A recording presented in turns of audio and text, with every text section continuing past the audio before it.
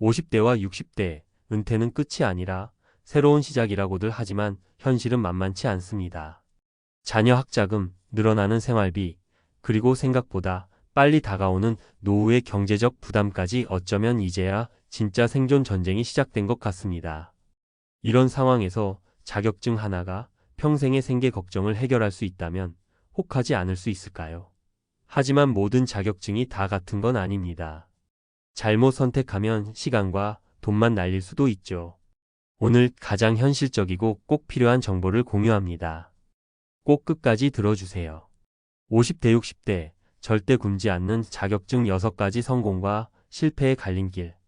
50대와 60대의 은퇴를 준비하거나 이미 퇴직한 분들께 가장 현실적인 고민은 바로 앞으로 어떻게 먹고 살 것인가라는 문제일 겁니다. 특히 갑작스럽게 직장을 떠나야 하거나 예기치 못한 지출로 인해 노후 자금을 갉아먹게 되면 그 불안감은 이루 말할 수 없죠. 이런 상황에서 자격증은 단순한 종이 한 장을 넘어 새로운 삶의 도구가 될 수 있습니다. 하지만 어떤 자격증을 따느냐에 따라 성공과 실패의 차이가 크게 벌어질 수 있죠. 자격증의 가치는 시대와 수요에 따라 달라집니다.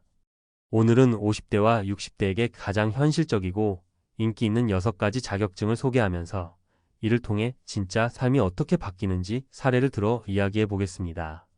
다만 맹목적으로 따라가면 위험한 함정도 있으니 주의해야 할 점도 함께 짚어볼게요. 1. 바리스타 자격증 소소한 행복과 생계의 접점. 바리스타 자격증은 50대 이상에게 꾸준히 인기 있는 자격증 중 하나입니다. 특히 은퇴 후 카페 창업을 꿈꾸는 분들에게 매력적인 선택이죠. 하지만 모든 바리스타가 성공하는 건 아닙니다. 사례 1.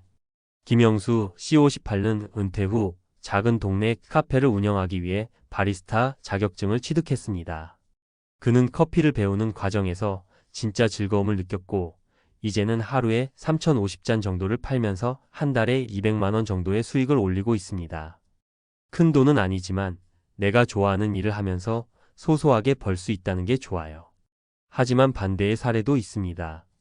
이정미 C62는 상권 분석 없이 무작정 카페를 차렸다가 1년도 안 돼 문을 닫았습니다. 자격증만 믿고 시작했지만 철저한 준비와 고객 관리가 없었다는 점이 문제였죠. 교훈 바리스타 자격증은 소규모 창업이나 부업으로 적합하지만 시장 조사와 운영 계획이 필수입니다. 단순히 자격증을 땄다고 성공이 보장되진 않습니다. 2. 요양보호사 자격증 꾸준한 수요로 안정적인 일자리. 고령화 사회에서 요양보호사는 앞으로 더욱 수요가 늘어날 직업입니다. 비교적 짧은 교육기간과 적은 비용으로 자격증을 딸 수 있어 50대, 60대에게 접근성이 높습니다. 사례 2.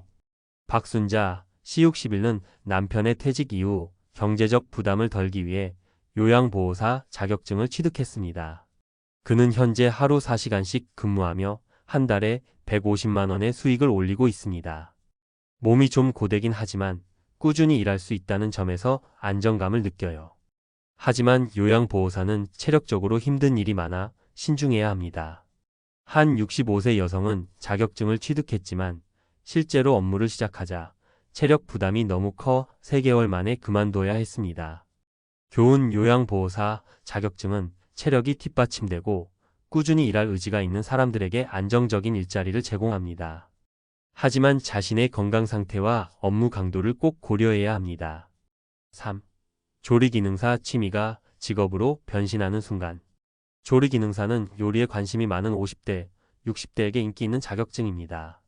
특히 작은 음식점을 열거나 푸드트럭과 같은 소자본 창업을 계획하는 분들에게 유용합니다. 사례 3.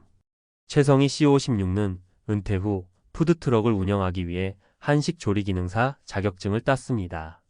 그는 간단한 김밥과 떡볶이를 판매하며 한 달에 300만 원 이상의 수익을 올리고 있습니다. 평생 좋아했던 요리를 이제는 직업으로 삼으니 하루하루가 즐겁습니다.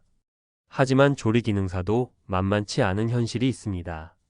자격증을 따는 것만으로는 경쟁력을 확보하기 어렵고 음식의 맛과 서비스가 가장 중요합니다. 또 푸드트럭이나 음식점은 상권에 따라 성공 여부가 크게 달라질 수 있죠. 교훈 조리기능사는 창업이나 부업으로 적합하지만 꾸준한 연습과 고객의 니즈를 충족시키는 노력이 필요합니다. 자격증 선택 시 반드시 주의해야 할 점. 수요 조사부터 시작하세요. 단순히 인기 있다는 이유로 자격증을 따면 낭패를 볼 수 있습니다. 내가 하고 싶은 일과 시장에서 원하는 일을 잘 맞춰봐야 합니다. 체력과 건강 상태를 고려하세요. 요양보호사나 조리기능사처럼 체력을 요구하는 일은 자신의 상태를 객관적으로 점검한 뒤 도전하세요. 준비 기간과 비용을 계산하세요. 자격증마다 학원비, 재료비, 시험 응시료 등 추가 비용이 들 수 있습니다. 시간과 돈이 낭비되지 않도록 꼼꼼히 계획을 세우세요. 결론 자격증은 도구일 뿐 성공은 스스로 만들어야 한다. 50대와 60대의 자격증은 단순히 생계를 위한 수단이 아니라 새로운 삶의 시작점이 될 수 있습니다. 하지만 자격증 자체가 성공을 보장하지는 않습니다. 제대로 된 정보와 철저한 준비, 그리고 자신의 건강과 적성을 고려한 선택이 무엇보다 중요합니다. 여러분의 은퇴 후 삶이 더욱 풍요로워지길 바랍니다. 지금부터라도 작은 변화를 시작해 보세요. 자격증 하나로 바뀌는 인생, 여러분도 충분히 가능합니다. 전문가 칼럼 50대 60대 자격증, 성공하려면 이것부터 점검하세요. 은퇴를 앞둔 혹은 이미 은퇴한 50대와 60대들에게 자격증은 단순한 새로운 기술 이상의 의미를 가집니다. 나도 아직 할 수 있다는 자신감을 심어주는 한편, 경제적으로도 안정감을 줄 수 있는 도구죠. 하지만 자격증 취득은 시작일 뿐 성공은 온전히 본인의 몫입니다. 오늘은 자격증을 취득하고 이를 실제로 활용해 성공하려면 무엇을 준비해야 하는지 전문가의 시선으로 구체적인 방법을 짚어보겠습니다. 1. 자격증 취득 전에 반드시 해야 할 시장 조사. 많은 분들이 자격증을 딸 때 가장 간과하는 부분이 바로 시장 조사입니다. 사람들이 많이 딴다니까, 은퇴 후 인기 있다더라는 이유로 덥석 도전하지만 실제로 내가 그 분야에서 일할 수 있을지, 시장 수요는 어떤지 제대로 알아보지 않는 경우가 많습니다. 실제 사례. 박종호 C59는 바리스타 자격증을 취득한 후 카페를 창업하려 했습니다. 그러나 동네의 카페 밀집도를 조사해보니 이미 경쟁이 너무 치열했습니다. 결국 그는 카페 창업 대신 프리랜서 바리스타로 방향을 바꿔 행사나 기업 연수 프로그램에서 커피 강의를 진행하며 꾸준히 수익을 올리고 있습니다. 전문가의 팁. 자격증을 딴 후 내가 진출하려는 지역과 시장에서 얼마나 수요가 있는지 철저히 조사하세요. 카페, 요양보호, 조리 등 특정 분야는 지역적인 수요에 따라 결과가 크게 달라질 수 있습니다. 2. 나만의 차별점을 만들어라. 요즘은 자격증 소지자 수가 많다 보니 자격증만으로는 경쟁력이 떨어질 수 있습니다. 따라서 반드시 자신만의 차별화된 강점을 만들어야 합니다. 사례. 최미정 C55는 한식 조리기능사 자격증을 취득한 후 그냥 일반 김밥이나 떡볶이가 아닌 건강식을 테마로 푸드트럭을 운영하기 시작했습니다. 요즘 웰빙 트렌드에 맞춰 채소 위주의 메뉴와 저염 간식을 개발하며 단골 고객을 확보했고 현재는 지역 축제마다 초대받는 인기 푸드트럭 주인으로 자리 잡았습니다. 전문가의 팁. 자격증을 활용할 때 기존에 없는 새로운 아이디어나 강점을 개발하세요. 차별점이 없다면 비슷한 경쟁 속에서 금세 도태될 위험이 큽니다. 3. 자격증은 기본, 경험은 필수. 자격증을 따는 것만으로 모든 것이 해결될 거라고 믿는 분들이 많습니다. 그러나 실제로 일을 시작해보면 자격증 시험 준비와는 전혀 다른 실무적인 경험이 필요합니다. 사례. 김지훈 C63는 요양보호사 자격증을 따고 처음 일을 시작했을 때 적응이 쉽지 않았습니다. 환자와의 소통, 예상치 못한 상황 대처 등 책으로는 배울 수 없는 부분에서 큰 어려움을 겪었죠. 이후 그는 초보자 교육 프로그램을 적극적으로 활용하고 선배 요양보호사들과 함께 근무하며 실무 경험을 쌓았습니다. 이제는 신입 요양보호사들에게 조언을 해줄 정도로 안정된 경력을 갖추게 되었습니다. 전문가의 팁. 자격증 취득 후에는 관련 업계에서의 실무 경험을 쌓을 기회를 만들어야 합니다. 초기에는 봉사활동이나 단기 계약직을 통해 부담 없이 경험을 쌓아보는 것도 좋은 방법입니다. 4. 자격증 활용 후의 현실적인 수익 계획. 자격증 취득 후 가장 흔히 생기는 문제 중 하나는 수익에 대한 과도한 기대입니다. 자격증만 따면 월 300만 원은 벌겠지라는 생각은 현실과 거리가 멀 수 있습니다. 실제로 일을 시작하기 전 수익 모델을 명확히 세우는 것이 중요합니다. 사례. 이은주 CO17는 바리스타 자격증을 따고 카페 창업 대신 이동형 커피차를 운영하기로 결정했습니다. 초기에는 행사에 초대받는 일이 드물었지만 꾸준히 SNS에 커피차 사진과 메뉴를 올리며 홍보한 끝에 월 평균 200만 원 이상의 꾸준한 수익을 올리게 되었습니다. 전문가의 팁.